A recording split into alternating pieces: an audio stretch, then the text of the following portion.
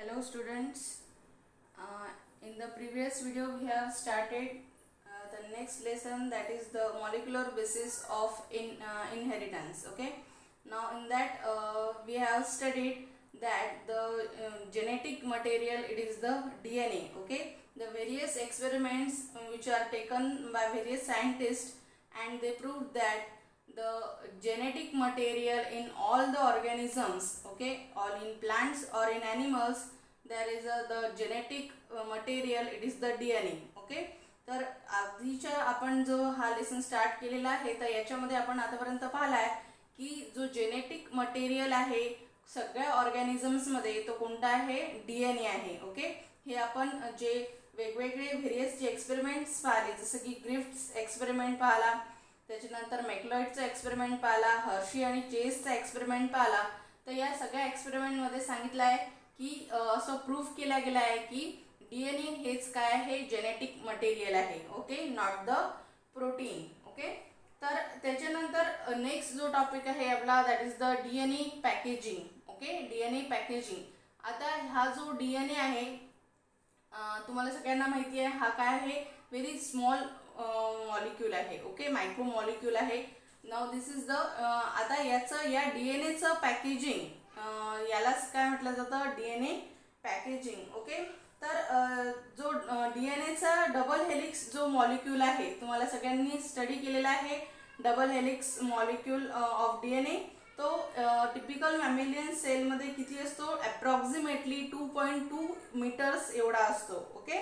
तर हा जो याची लेंथ कशी काढलेली आहे की ह्याची लेंथ कशी काढलेली आहे की डीएनए मध्ये जे काय आहेत बेस पेअर आहे त्यांचं दोन डिस्टन्स मधले कॉन्झिक्युटिव्ह बेस पेअर्स मधलं जे दोन डिस्टन्स आहे त्याचं डिस्टन्स मोजून त्यांनी काय काढलेलं आहे की त्याची लेंथ किती असते, टिपिकल डीएनएची एवढी लेंथ काढलेली आहे. तर मॅमेलियन सेलमध्ये जो डीएनए मॉलिक्यूल आहे तो किती आहे, 2.2 मीटर्स जर आपण मोजला तर एवढा होतो. ओके. तर आता याच्यावरूनच लक्षात येईल की डीएनए हा केवढा मोठा मॉलिक्यूल आहे. ओके.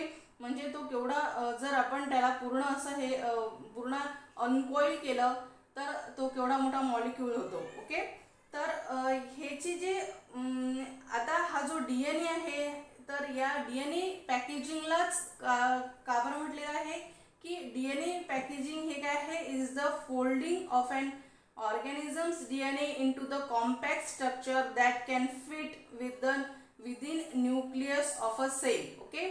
जे हा डीएनए पॅकेजिंग म्हणजे काय की कोणत्याही ऑर्गॅनिझमचा जो डीएनए आहे त्याचं फोल्डिंग करून तो त्याचं कॉम्पॅक्ट स्ट्रक्चर तयार करणे, आणि ते कॉम्पॅक्ट स्ट्रक्चर कशामध्ये फिट बसवणे, जे सेल मधला जो न्यूक्लियस आहे त्या न्यूक्लियसमध्ये हा जो डीएनए आहे त्याचं फोल्डिंग करून तो त्या न्यूक्लियसमध्ये फिट बसवणे किंवा कॉम्पॅक्ट स्ट्रक्चर त्याचं तयार करणे, त्यालाच काय म्हटलं जातं, डीएनए पॅकेजिंग म्हटलं जातं. त्यालाच काय म्हटलं जातं, डीएनए पॅकेजिंग. म्हणजे आता सगळ्यांनाच माहिती आहे की सेल किती लहान असतो, आणि सेल मधला जो न्यूक्लियस आहे त्या न्यूक्लियसमध्ये आपल्याला काय सापडतो, हा डीएनए सापडतो. ओके.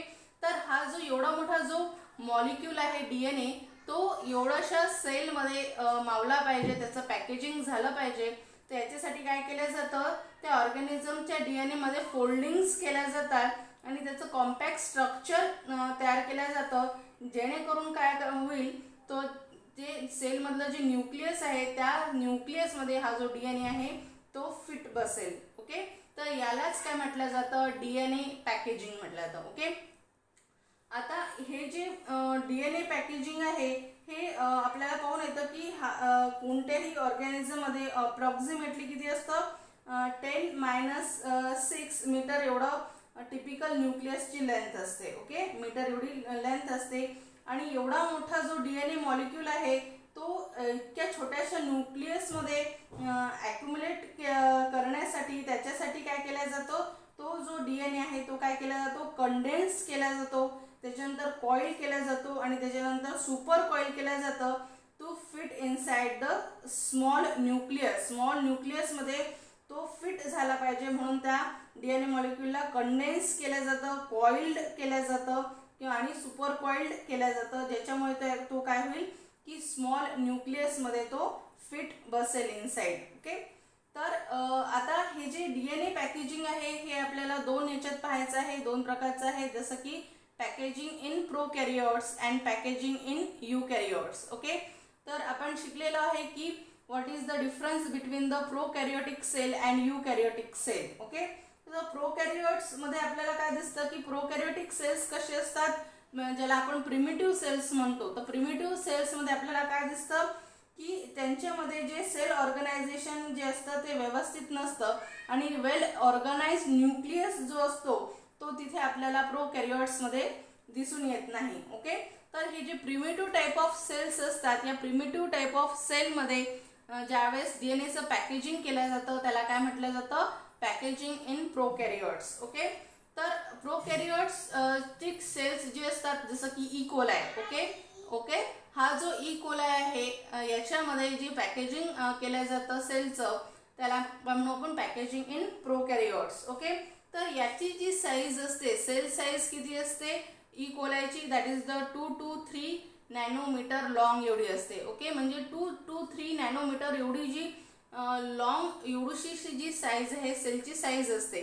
या सेलच्या साईजमध्ये काय मावला पाहिजे, जो DNA मॉलिक्यूल आहे तो कॉम्पॅक्टला त्याचं स्ट्रक्चर काय झालं पाहिजे, फिट झालं पाहिजे. ओके, तर आता यांच्यामध्ये काय दिसतं आपल्याला प्रोकॅरियोटिक सेलमध्ये की वेल ऑर्गनाइज न्यूक्लियस जे आहे ते अब्सेंट असतं. ओके, त्याच्यामुळे न्यूक्लियस हे काय असतं विदाउट न्यूक्लिअर मेम्ब्रेन आणि न्यूक्लिओलस. तर प्रोकॅरियोट्समध्ये काय दिसतं आपल्याला की जे न्यूक्लियस असतं त्यांच्यामध्ये न्यूक्लिअर मेम्ब्रेनही नसते आणि न्यूक्लिओलसही नसतो. ओके, म्हणूनच त्या DNAलाच काय म्हटलं जातं, न्यूक्लिओलाइड म्हटलं जातं. ओके, तर हा जो न्यूक्लिओलाइड आहे हा कसा असतो, स्मॉल असतो, सर्क्युलर असतो. ओके, त्याच्यानंतर हायली फोल्डेड असतो आणि त्यांच्यामध्ये काय दिसतं आपल्याला नेकेड रिंग असते DNAची which is 1000 nanometre. Okay, nanometre 1000 nanometre एवढी असते, म्हणजे अप्रॉक्सिमेटली 1.1 मिलीमीटर एवढी असते. त्याचा जो पेरिमीटर आहे, ओके, पेरिमीटर म्हणजे काय की जर आपण ह्या जो सर्क्युलर जर हा जो क्रोमोझोम आहे याला काय केलं आपण DNAला जर मधातून हे केलं आणि जो सरळ केला तर केवढा दिसेल आपल्याला 1.1 मिलीमीटर एवढं त्याचं पेरिमीटर दिसेल आणि त्याच्यामध्ये काय असतात 4.6 मिलियन बेस पेअर्स असतात. तर याच्यामध्ये किती असतात 4.6 मिलियन बेस पेअर्स असतात. ओके, त्याच्यामध्ये आता एवढा जो लॉंग आहे तर आता हा जो आहे हा न्यूक्लिओलाइड ज्याला सर्क्युलर अनफोल्डेड क्रोमोझोम म्हटलेला आहे. तर हा जो सर्क्युलर न्यूक्लिओड आहे हा पॅक केला जातो सेलमध्ये which is approximately 2 to 3 nanometre. हा जो एवढा मोठा 1.1 मिलीमीटर एवढा लॉंग जो DNA आहे तो पॅक केला जातो ओनली 2 to 3 नॅनोमीटर लॉंग एवढ्या सेलमध्ये. ओके, तर तो कसा केला जातो, त्याच्यासाठी काय केलं जातं, म्हणून हा जो DNA आहे जो काय आहे निगेटिव्हली चार्ज आहे तो कसा होतो सर्क्युलर होतो. ओके, म्हणजे तो काय राहतो सरळ राहील का, एक रेष राहील का, तर नाही. जसं आपण यूकॅरियोट्समध्ये जे क्रोमोझोम पाहतो ते कसे असतात सरळ असतात, धाग्यांसारखे असतात. पण प्रोकॅरियोटिक सेल काय असते खूप छोटीशी असते. त्याच्यामुळे हा जो एवढा मोठा जो DNA मॉलिक्यूल आहे तो त्याच्यामध्ये फिट कॉम्पॅक्ट फिट बसला पाहिजे. म्हणूनच तो जो न्यूक्लिओलाइड आहे तो काय जातो, जो निगेटिव्हली चार्ज DNA आहे तो कसा होतो बिकम्स सर्क्युलर आणि त्याची जी साईज आहे ती किती होते reduce the size 350 nanometre in diameter. तर याची जी साईज आहे ही 350 नॅनोमीटर एवढ्या डायमीटरची होऊन जाते. ओके, तर हा जो यालाच काय म्हटलं जातं सर्क्युलर अनफोल्डेड क्रोमोझोम. ओके, तरी आता हा 350 नॅनोमीटर आहे पण सेल तर केवढी आहे 2 to 3 नॅनोमीटर एवढी लॉंग आहे. तर मग हा जो 350 नॅनोमीटर एवढा डायमीटर असलेला सर्क्युलर अनफोल्डेड क्रोमोझोम आहे तो केवढ्या ह्याच्यात बसला पाहिजे 2 to 3 नॅनोमीटर मध्ये बसला पाहिजे. तर याच्यासाठी काय केलं जातं, याच्यासाठी काय होतं की तो फर्दर काय केला जातो रिड्यूस केला जातो by the folded. Okay, folding केल्या जाते त्याच्यामध्ये आणि फोल्डिंग केल्यानंतर आपल्याला तो केवढा दिसतो 30 नॅनोमीटर एवढा होतो. ओके, 350चा त्याच्यामध्ये फोल्डिंग होतात. ओके, 40 to 50 लूप्स येतात म्हणजे काय की याला फोल्ड्सलाच काय म्हटलं जातं, लूप्स म्हणतात. यालाच काय म्हटलं जातं, लूप्स म्हटलं जातं. तर 40 to 50 एवढ्या लूप्स त्यांच्यामध्ये येतात आणि 350 नॅनोमीटर एवढा जो क्रोमोझोम आहे, ज्याची डायमीटर आहे त्याची केवढी होऊन जाते, 30 नॅनोमीटर एवढी ती रिड्यूस केल्या जाते. ओके, त्याच्यानंतर हे सगळं हे कशामुळे होतं, फ्रॉम द फोल्डिंग किंवा लूपिंग. आणि तिथे काय दिसतात आपल्याला, 40 to 50 लूप्स तिथे फॉर्म झालेले दिसतात किंवा यालाच डोमेन्स सुद्धा म्हटलं जातं. ओके, तर आता हे जे डोमेन्स आहे किंवा लूप्स आहेत हे कशाच्या फॉर्मेशन होतं, by the RNA connectors. Okay, RNA connectors जे असतात त्यांच्यामुळे हे जे फोल्डिंग्स आहेत किंवा लूप्स आहेत ते फॉर्म इथे केल्या जातात 40 to 50. ओके, त्याच्यानंतर हा जो इच डोमेन आहे, ओके, हा इच डोमेन किंवा इच लूप आहे तो फर्दर कॉईल केला जातं. ओके, हा जो प्रत्येक लूप आहे तो फर्दर अजून काय केला जातो, कॉईल केला जातो आणि त्यालाच काय म्हटलं जातं, सुपर कॉइल्ड म्हटलं जातं. आणि त्याची जी साईज आहे ती रिड्यूस होते 2 नॅनोमीटर एवढी. ओके, तर या प्रत्येक लूपमध्ये अजून याच्यात लूप्स येतात, तयार होतात, अजून फोल्डिंग्स होतात आणि तो किती होतो, 30 नॅनोमीटरचा 2 नॅनोमीटर एवढा होतो. तर या फर्दर फोल्डिंगला काय म्हटलं जातं, सुपर कॉइल्ड म्हटलं जातं. ओके, याचे काय दिसते, each loop is independently super coiled दिसून राहिली आहे. पहा इथे एकच लूप होती, तर या प्रत्येक लूपमध्ये अजून किती लूप्स इथे इंडिपेंडंटली सुपर कॉइलिंग इथे आपल्याला इच लूपमध्ये इंडिपेंडंटली सुपर कॉइल इथे तयार झालेला दिसत आहे. ओके, त्याच्यानंतर त्याची साईज किती झाली, फ्रॉम 350 to 30 to 2 नॅनोमीटर. आणि ही आता एवढी जी साईज आहे ही त्या न्यूक्लियसमध्ये किंवा सेलमध्ये, प्रोकॅरियोटिक सेलमध्ये ही काय होते, कॉम्पॅक्टली फिट बसते. ओके, आता हे जे सगळं होत असतं हे पॅकेजिंग आहे किंवा हे जे कॉइलिंग आहे हे कॉइलिंग कशामुळे केलं जातं, by the positively charge HU, that is the histone like binding proteins. Okay, तर ही जी सुपर कॉइलिंग आहे हे कशामुळे केलं जातं, जे पॉझिटिव्हली चार्ज जे असतात हिस्टोन प्रोटीन्स असतात ते काय करतात, DNA बाइंडिंग प्रोटीन्स ज्याला म्हटलं जातं त्याच्यामुळे हे आपल्याला काय दिसतं, सुपर कॉइलिंग दिसते प्रोटीन्सची. आणि एन्झाइम्स लाईक DNA गॅरेज आणि DNA टोपोआयसोमरेज 1 for maintaining the super coiled state. आणि हे जी सुपर कॉइल्डची स्टेट आहे ती मेंटेन करण्यासाठी एन्झाइम्स जसं की DNA गायरेज आणि DNA टोपोआयसोमरेज फर्स्ट हे यांचा यूज करून हे जे सुपर कॉइलिंग आहे ती काय केल्या जाते, मेंटेन केल्या जाते. ओके, आणि ही सुपर कॉइलिंग कशामुळे होते, जे पॉझिटिव्हली चार्ज काय हिस्टोन्स आहेत लाईक DNA बाइंडिंग प्रोटीन्स त्यांच्यामुळे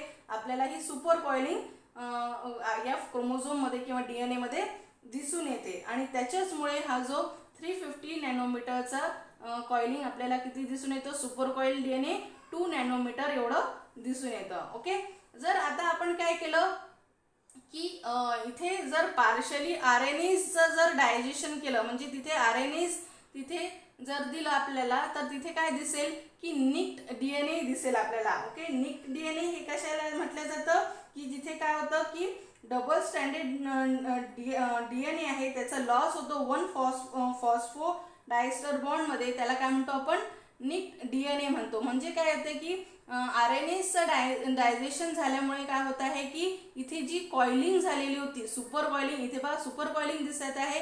आता इथे RNAच डायजेशन झाल्यामुळे म्हणजे आता तुम्हाला मी सांगितलं हे जे कशामुळे झालेलं आहे, हे जे फोल्डिंग कशामुळे झालेलं आहे, RNA कनेक्टर्सनी झालेलं आहे. तर तिथे जर RNA जर आलं, ओके, RNA जर डायजेशन जर झालं तर तिथे काय होईल, जे कनेक्टर आहे ते तुटून पडतील आणि निक्ड DNA म्हणजे पार्शली अनकॉइल्ड क्रोमोझोम आपल्याला तिथे दिसून येईल.